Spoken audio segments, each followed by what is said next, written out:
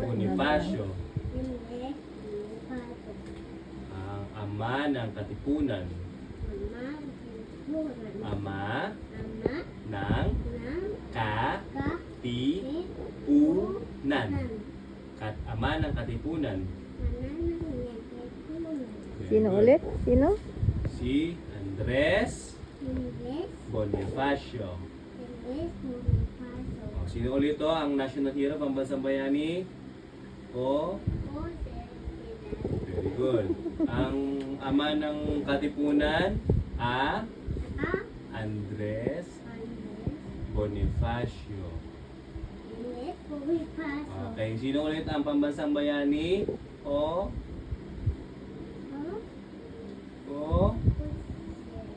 Jose Rizal.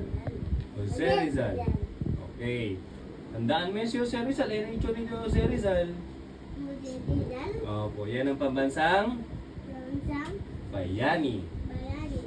Sino ang pambansang bayani ulit?